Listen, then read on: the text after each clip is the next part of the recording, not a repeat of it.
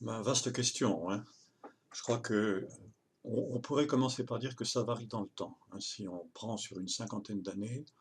il est probable que le démarrage est essentiellement dû à une décision politique.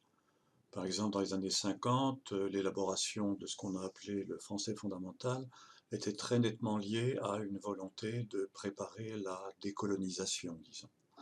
De même, au moment du retour aux affaires du général de Gaulle, il y a eu une relance après 58 avec des plans quadriennaux de quelque chose qui était véritablement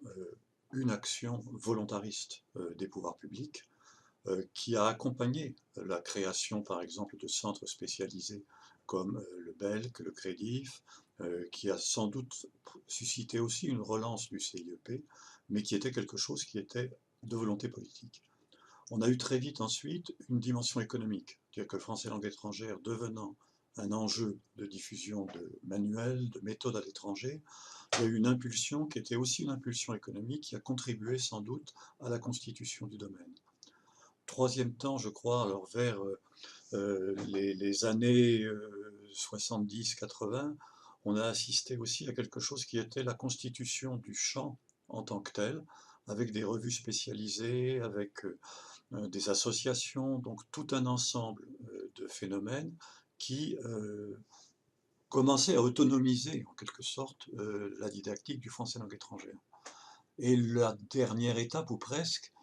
c'est celle où il y a une installation universitaire de la didactique, avec des recherches, des doctorats, des postes universitaires, et d'une certaine manière une autonomisation de plus en plus grande par rapport aux politiques. Renforcer cette autonomisation par le fait que du côté du politique, on n'a pas toujours eu le même, la même impulsion, disons, vers le français langue étrangère, s'agissant de la diffusion à l'étranger.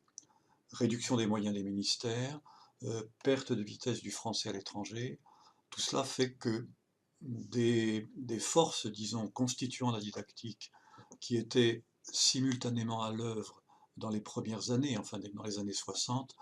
se sont peu à peu, je dirais pas écartées les unes des autres, mais quelque peu autonomisées les unes par rapport aux autres.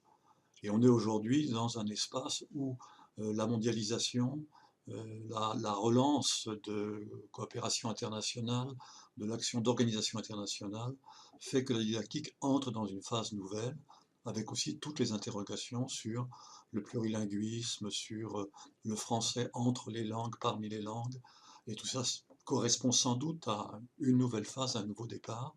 mais il est peut-être un petit peu trop tôt pour véritablement le caractériser.